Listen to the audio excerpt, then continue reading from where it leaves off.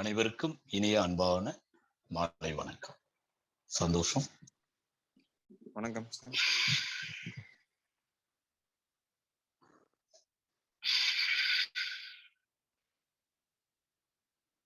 நலமாக வாழ்வதற்கான ஒரு யோக பயிற்சியை, அதுவும் மிக எளிய ஒரு யோக பயிற்சியை ரத்தின சுருக்கம் அப்படின்னு சொல்ற மாதிரி ஒரு யோக பயிற்சியை மிக சுருக்கமாக சுருக்கி அதை தொடர்ந்து செய்யும் போது சிறுதுளியும் பெருவெள்ளமாகும் என்ற வாக்குக்கு இணங்க அது இயற்கையினுடைய விதி.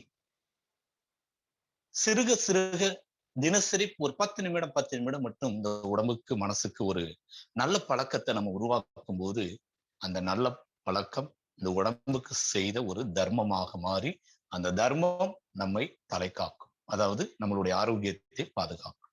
அந்த நம்பிக்கையோடு இன்றைய பயிற்சி நாடி சுத்தி. நாடி சுத்தி அப்படின்னா என்ன?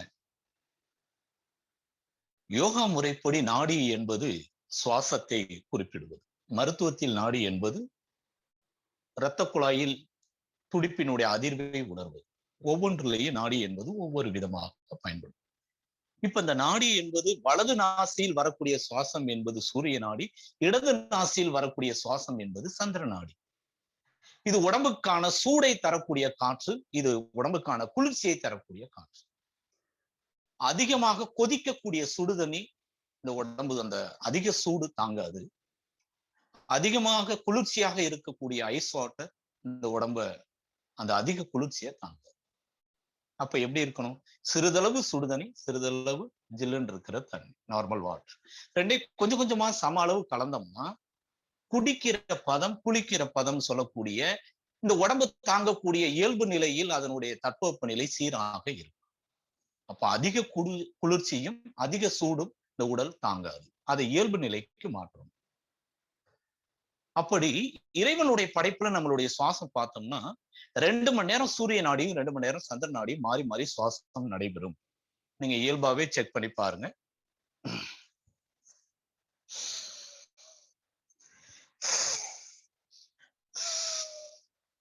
இடது நாசி சற்று அடைச்சு வர்ற மாதிரி மெதுவாகவும், வலது நாசி இயல்பாகவும் ஃப்ரீயாகவும் வருது.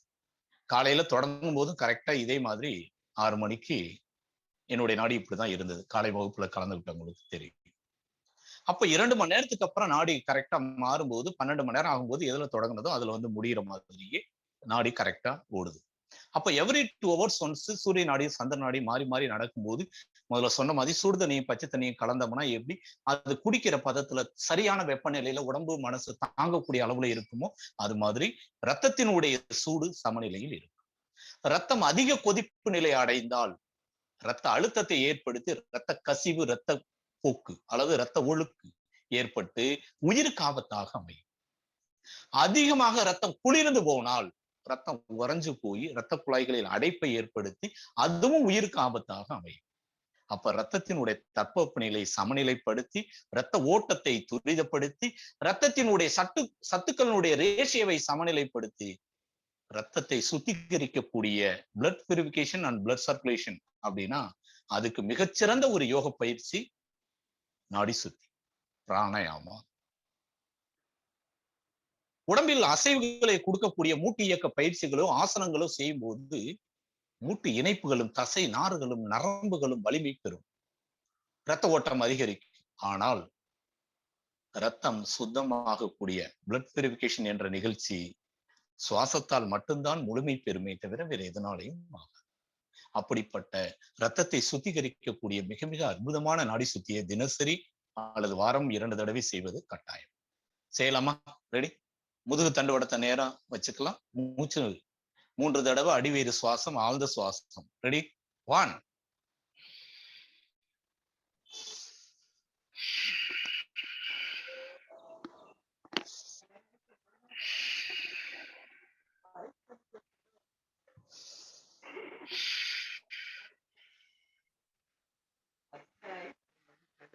நல்லது.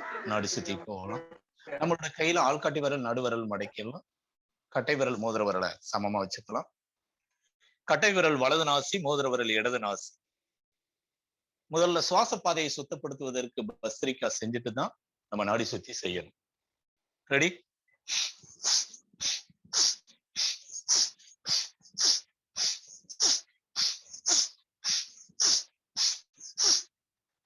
இத சில பயிற்சி மையங்கள்ல என்ன சொல்லுவாங்க அப்படின்னா, நாடி சுத்தி எந்த மூக்கு துவாரத்துல முதல்ல தொடங்குறீங்களோ அதுல வெளியில எக்ஸேல் பண்ணிட்டு அதுக்கப்புறம் இன்ஹேல் பண்ணுங்க அப்படின்னு சுருக்கமா சொல்லுவாங்க. முதல்ல எப்போதுமே நாடி சுத்திக்கு இன்ஹேல் பண்ணக்கூடாது, எக்ஸேல் பண்ணிட்டு தான் இன்ஹேல் பண்ணணும் அப்படின்னு சுருக்கமா சொல்லுவாங்க. நம்ம என்ன சொல்றோம்னா, ஒரு தடவை எக்ஸேல் பண்ணாலே சுவாச பாதை சுத்தமாகாது. ஒரு 3ல இருந்து 5 தடவை நாடி அதாவது கபாலபதி செஞ்சு சுவாச பாதையை சுத்தப்படுத்தின பிறகு இன்ஹேல் பண்ணீங்கன்னா கரெக்டா இருக்கும் அப்படின்னு நம்ம சொல்றோம். இது அனுபவத்தில் நாம் உணர்ந்தது. இப்ப சுவாச பாதையை சுத்தப்படுத்தியாச்சு, நாடி சுத்தி செய்யணும். நாடி சுத்திக்கு என்ன செய்யணும்? முதல்ல இடது நாசியில தான் பயிற்சியை தொடங்கணும். அதாவது இடது நாசியில பிரீத்திங், மூச்சை நல்லா உள்ள இழுத்து லாக் பண்ணி வலது நாசி வழியா வெளியிடணும். மீண்டும் வலது நாசி வழியா சுவாசத்தை உள்ள இழுத்து லாக் பண்ணி இடது நாசி வழியா வெளியிடணும். இத குறைந்தது 10ல இருந்து 15 தடவை பிரீத் இன் பிரீத் அவுட், பிரீத் இன் பிரீத் அவுட்னு 2 பக்கம் மாத்தி மாத்தி மாத்தி செய்யணும். இந்த பக்கம் பிரீத் இன்ஹேல் பண்ணி எக்ஸேல், அதே பக்கம் இன்ஹேல் பண்ணி எக்ஸேல், அதே பக்கம் இன்ஹேல் பண்ணி எக்ஸேல், ரெண்டையும் மாத்தி செஞ்சோம்னா சூரிய நாடியும் சந்திர நாடியும் சமநிலை பெறும். இப்போ ஒரு 15 தடவை செஞ்சு மீண்டும் ஒரு ஓய்வு கொடுத்து மீண்டும் வலது நாசியில தொடங்கி மீண்டும் வலது நாசியிலே வந்து முடிக்கும். இப்படி சுழற்சியாக கால் சுற்று, அரை சுற்று அப்படின்னு ஒரு கணக்கு இருக்கு. அதெல்லாம் அதுக்கப்புறம். முதல்ல செய்வதற்கு முதல்ல பழகுவோம். ரெடி? ஸ்டார்ட்.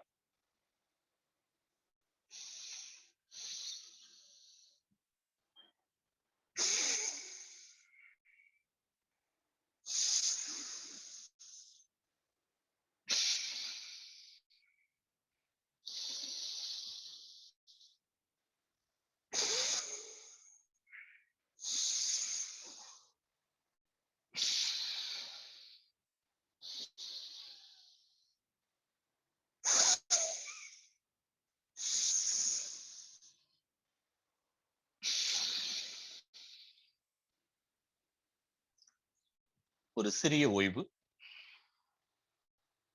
அடிவேறு சுவாசம், ஆழ்ந்த சுவாசம்.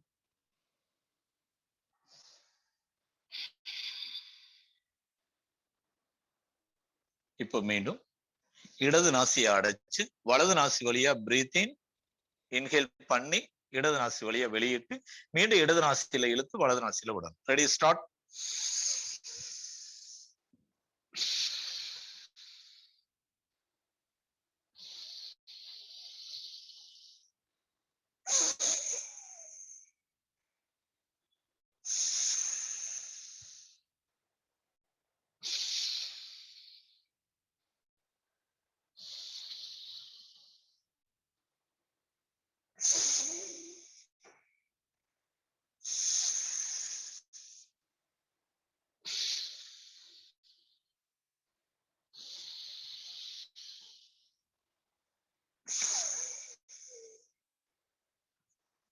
சிறிய ஓய்வு.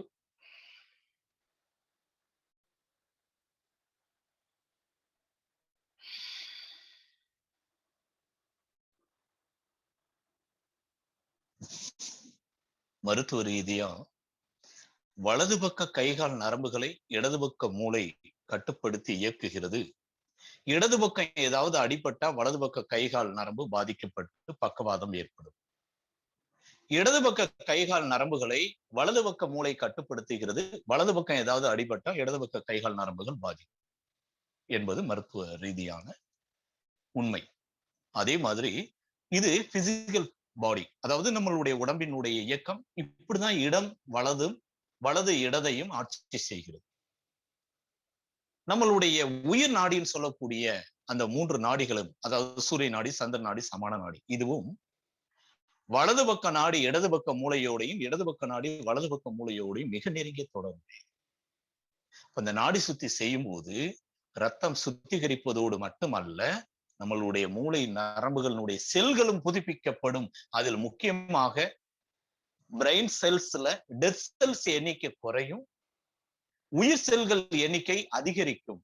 அப்ப முதுமையிலும் இளமையாக நினைவு திறனோடு கைகால் நாடி நரம்புகள் தளர்ச்சி அடையாமல் எந்த நரம்பு சார்ந்த பாதிப்புகள் வராமையும் நாம் உடல் அளவிலும் மனதளவிலும் பூரண நலத்துடன் இருப்பதற்கு இந்த நாடி சுத்தி மிக மிக மிக மிக அவசியமானது. ரொம்ப சந்தோஷம். இன்றைய நன்னெறி, இந்த நன்னெறிகள் என்பது பள்ளி குழந்தைகளுக்கும் சிறுவர்களுக்கும் இளைஞர்களுக்கும் ஏன் வயதானவர்களுக்கு கூட நம்ம நினைவுபடுத்த வேண்டிய ஒரு கட்டாய வாழ்வியல் முறையில இருக்கும். இன்னைக்கு இருக்கிற வாழ்க்கை நம்மளை சீரழிக்கக்கூடிய நிலையில் இருக்கக்கூடிய காலகட்டத்தில் ஒழுங்குபடுத்தக்கூடிய செம்மைப்படுத்தக்கூடிய மனதை பதப்படுத்தி பக்குவப்படுத்தி தன்னைத்தானே நெறிப்படுத்திக் கொள்ளக்கூடிய ஒரு நன்னெறிகளை நாம் தினசரி நினைவுபடுத்துவது கட்டாயம். அந்த வகையில் இன்று நாம கவனிக்க வேண்டிய நன்னெறி கடின சொற்களை பயன்படுத்தி பிறர் மனதை காயப்படுத்தாமல் அன்பு கனிந்த வார்த்தைகளை பயன்படுத்தி பிறர் மனதை ஈரப்படுத்தக்கூடிய பழக்கத்தை நாம் உருவாக்க வேண்டும். அது என்ன கடின சொற்கள்? நம்ம ஒரு வார்த்தை சொன்னா அவங்களுக்கு கஷ்டமா இருக்கு அப்படின்னா நீங்க பேசின வார்த்தை கடின சொற்கள் அப்படின்னு அர்த்தம். வாங்க வர்றீங்களா, இது வர்றீங்களா, இது கனிவானது. வாங்க இயல்பானது. வர்றியா இல்லையா அப்படின்னா கடின சொற்கள். ஒரே வார்த்தை தான், ஆனா உச்சரிக்கிற விதம் அது கடினமாகவும் மென்மையாகவும் மிதமாகவும் நாம் பயன்படுத்த முடியும். நான் சொல்றது புரியுதாப்பா அப்படின்னு கேட்கிறதும், சொல்றது புரியுதா இல்லையா, புரிஞ்சுன்னா புரிஞ்சுன்னு சொல்லுங்க. அந்த ஆவேசம் கலந்து கோபம் இமோஷனல் தான் ஒரு வார்த்தையை மிக வீரியமாக்கி ஒரு பாசிட்டிவான ஒரு வார்த்தை கூட நெகட்டிவா மாறுறது உச்சரிக்கிற விதத்தை பொறுத்து மாறும். அதனால எந்த ஒரு வார்த்தையையும் கடினமான வார்த்தைகளாக, கடினமான என்றால் கஷ்டப்படுத்தக்கூடிய வார்த்தைகளாக உச்சரிக்காமல் அன்பு கனிந்த வார்த்தைகளாக நாம் பயன்படுத்தினால் நிச்சயமாக அது பிறர் மனதை ஈரப்படுத்துவதோடு மட்டுமல்ல, அது தன்னுடைய மனதையும் ஈரப்படுத்தும். ஏன், நாம் பிறருடைய மனதை குளிர வைக்கும் போது நம்ம மனசை யாரோ ஒருத்தவங்க பேசுறது மூலமா தான் குளிர்ச்சி அடையும். யாரோ ஒருத்தவங்க நம்மளை பார்த்து அழகா இருக்கீங்க அப்படின்னு சொல்லிட்டாங்கன்னா நமக்கு என்னமோ என்ன சொன்னீங்க, கிண்டல் பண்ணாதீங்க அப்படின்னு ஒரு புன் சிரிப்பு நமக்குள்ள வரும். அதே அழகா இருக்கீங்க அப்படிங்கிற ஒரு வார்த்தைய ஆமா ஆமா ரொம்ப அழகா இருக்கீங்க அப்படின்னோம்னா, நான் அழகா இருந்தா அழகா இல்லாட்டினா உனக்கு என்ன அப்படின்னு நம்ம கோவப்படுவோம். ஒரே வார்த்தைய சொல்ற விதம் என்ன ஆகுதுன்னா பாசிட்டிவாகவும் நெகட்டிவாகவும் ஆகுது. அப்போ பாசிட்டிவான வார்த்தை எது, நெகட்டிவான வார்த்தை எது அப்படின்னா உச்சரிக்கிற விதத்தில் தான் அது பாசிட்டிவ் நெகட்டிவா மாறுது. அதனால இன்று முதல் நம்மளுடைய வார்த்தைகள் அன்பு கனிந்த நாவாக மாறி அன்பு கனிந்த வார்த்தைகளாக பேசுவதற்கு பழகுவதற்கு முயற்சிப்போம். கடின வார்த்தைகளை தவிர்ப்போம். பிறர் மனதை காயப்படுத்தாமல் ஈரப்படுத்துவோம். அது நம்மளுடைய மனதையும் காயப்படுத்தாமல் ஈரப்படுத்துவதற்கு பயன்படும். நன்றி. மீண்டும் நாளை காலை சந்திப்போம். நன்றி ஐயா, ரொம்ப நன்றி, மிக்க நன்றி. Thank you sir. காலையில பார்த்ததே ஈவினிங் பாக்குறது கொஞ்சம் போர் அடிக்குதா? அப்படியெல்லாம் இல்லைங்க சார். இல்ல சார், இதுவே பழகணும்ல எங்களுக்கு இன்னும். கண்டிப்பா கண்டிப்பா. ஏன்னா ஒரே விஷயத்த திரும்ப திரும்ப பார்க்கும்போதுதான் அது நமக்குள்ள நம்மளோட நம்மளா அது ஊறி ஒன்றி போகும். இது ஆழ் மனதில் நம்ம விதைத்ததை நாம சொல்லி பார்க்க அது நம்மளை வழி நடத்த ஆரம்பிச்சு. இது ரொம்ப ரொம்ப முக்கியம். நாளை காலை மாலை வகுப்புக்கு அப்புறம் இரவு மீட்டிங்ல இந்த ஒரு வாரத்தினுடைய வகுப்பினுடைய நிறைகுறைகளை நம்ம கலந்து பேசி இது நமக்கு ஏதாவது பிரயோஜனமா இருந்துச்சா, நம்மளுடைய வாழ்க்கைக்கு இது பயன்படுமா, நம்ம மூலமா 4 பேருக்கு இதை நல்லது செய்ய முடியுமா, அதெல்லாம் பற்றி நம்ம நாளைய மீட்டிங்ல டிஸ்கஸ் பண்ணுவோம். நன்றி.